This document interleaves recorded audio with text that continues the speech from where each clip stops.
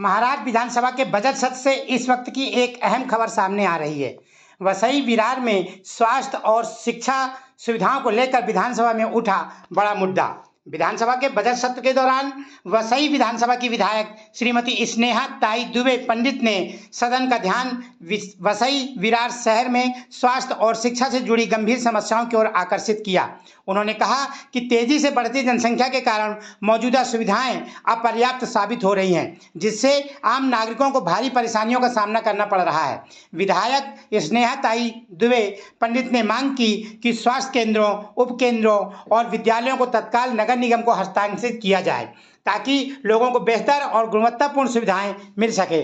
उन्होंने सरकार से इस मुद्दे पर जल्द और ठोस कदम उठाने की अपील भी की। अब देखना यह है कि सरकार इस गंभीर मुद्दे पर क्या निर्णय लेती है और वसई विरार के नागरिकों को कब तक राहत मिलती है। ऐसे ही अपडेट के लिए बने रहिए आरपीकेपी इंडिया न्यूज के साथ। जय हिंद, जय भारत। प्रश्न क्रमांक 1। प्रश्न क्रमांक 29,122। अध्यक्ष महोदय, छापल्याप्रमाणे.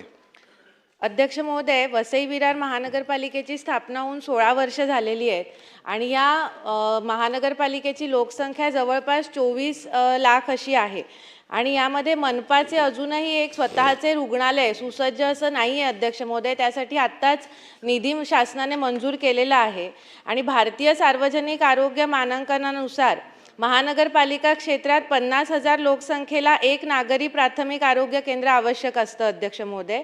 पण ह्या 24 लाख लोकसंख्येला 48 आरोग्य केंद्राची आवश्यकता असताना आता केवळ 21 प्राथमिक आरोग्य केंद्रच अस्तित्वामध्ये आहेत। सार्वजनिक आरोग्य शासन निर्णय 29 ऑक्टोबर 2020 प्रमाणे 3 प्राथमिक आरोग्य केंद्र आणि 12 उपकेंद्र मनपाकडे हस्तांतरणाची मान्यता शासनाने दिलेली आहे, परंतु गेल्या 5 वर्षांमध्ये अध्यक्ष महोदय यावरती पुढे काही कारवाई झालेली नाही आहे। 16 जुलै 2025 रोजी सन्माननीय मुख्यमंत्री महोदयांनी बैठक घेऊन आदेश दिले की हे 3 आरोग्य केंद्र, 12 उपकेंद्र आणि 116 जिल्हा परिषदेच्या शाळा या विनामूल्य हस्तांतरित करण्यात यावा महानगरपालिकेकडे, परंतु अजूनही यावरती काही कारवाई झालेली नाही आहे अध्यक्ष महोदय। अध्यक्ष महोदय, माझा या अनुषंगाने 2 स्पेसिफिक प्रश्न आहेत की आरे रुग्णालयाची 11 जून 2025 रोजी एक GR निघाला होता की जसे आहे तसे त्या परिस्थितीमध्ये रुग्णालयाचं हस्तांतरण करण्यात यावं। त्या पद्धतीने ह्या 3 आरोग्य केंद्र, 12 उपकेंद्र आणि 116 जिल्हा परिषदेच्या शाळा यांचं विनामूल्य हस्तांतरण शासन कधीपर्यंत करणार आणि हा GR आता आरोग्य विभाग काढणार का ग्रामविकास विभाग काढणार, कोणत्याही विभागाने काढावा, पण तो कधीपर्यंत काढणार आणि लवकरात लवकर या शाळा आणि आरोग्य केंद्र महानगरपालिकेकडे कधीपर्यंत हस्तांतरित करणार अध्यक्ष महोदय। धन्यवाद। अध्यक्ष महोदय, सन्माननीय सदस्य स्नेहाताई दुबे यांनी वसई विरार शहर महानगरपालिकेच्या कार्यक्षेत्रातल्या प्राथमिक आरोग्य केंद्र, उपकेंद्र महानगरपालिकेकडे हस्तांतरित करण्याबद्दलचा प्रश्न उपस्थित केला।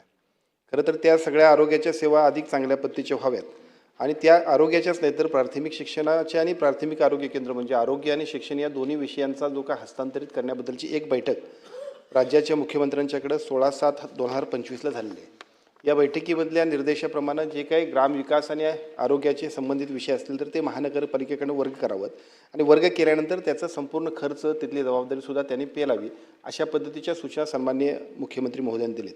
मी एवढंच या प्रश्नाच्या उत्तराच्या निमित्तानं सांगू की जे काही बैठकीचं प्रोसिडिंग CM साहेबांच्या मान्यतेने झालेलं आहे त्याची प्रत्यक्ष कार्यवाही करण्याबद्दल सरकार सकारात्मक पद्धतीने निर्णय घेईल। सकारात्मक म्हणजे काय? 5 वर्ष झाले मंत्री महोदय, सकारात्मक म्हणजे काय?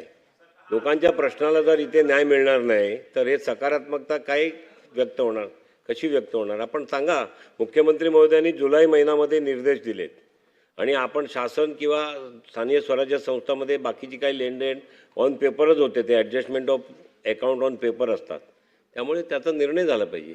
आपण त्याच्या संदर्भात बैठक करा परत पाहिजे तर आणि त्या प्रश्नाला सोडवा। शेवटचा प्रश्न विचार। अध्यक्ष महोदय, सन्माननीय ग्रामविकास मंत्री ही सभागृहात उपस्थित आहे. माझी विनंती आहे की मी सुद्धा त्यांची वेळ घेऊन हा विषय त्यांच्याकडे मांडला होता. तर या दोन्ही विभागांनी एकमेकांमध्ये समन्वय साधून हा आमच्या जिल्हा परिषदांच्या शाळा, आरोग्य केंद्र आणि उपकेंद्रांचा प्रश्न कधीपर्यंत, किती दिवसामध्ये, म्हणजे आणखीन आम्हाला किती दिवस वाट पाहावी लागणार अध्यक्ष महोदय, किती माननीय महिने? एक मुख्यमंत्री काहीतरी महोदयांनी कालमर्यादा बैठक ठरवावी. घेतल्यानंतर माननीय मुख्यमंत्री महोदयांनी बैठक घेतल्यानंतर याचा मार्ग निघाला पाहिजे. हा प्रश्नच यायला नाही पाहिजे इथे. कालमर्यादा ठरवून द्यावी अध्यक्ष महोदय, आणि पुढील किती दिवसामध्ये हा विषय मंत्रिमंडळाच्या बैठकीमध्ये घेतला जाईल अध्यक्ष महोदय, याचं एक ठोस उत्तर अध्यक्ष महोदय मिळावं आम्हाला. प्रश्न सुटतोय. अध्यक्ष महोदय, सन्माननीय सदस्यांनी जो प्रश्न विचारला आहे त्या प्रश्नाच्या अनुषंगानं 16/7/2025 याच्याबद्दलचा मुख्यमंत्र्यांच्या दालनामध्ये त्यांच्या अध्यक्षतेखाली बैठक झाली आणि या बैठकीमध्ये स्पष्ट निर्देश दिलेत. मी प्रश्नाच्या अनुषंगाने इतकंच सांगतो की नगरविकास विभाग आणि ग्रामविकास विभाग या दोन्ही विषयाशी हा संबंधित विषय असल्यामुळं याची एक बैठक या तिन्ही विभागांची आम्ही घेऊ आणि जो निर्णय मुख्यमंत्र्यांनी दिला त्याची प्रत्यक्ष अंमलबजावणी आम्ही करू. किती? 1 महिन्याच्या आत? 1 महिन्याच्या आत आपण करू.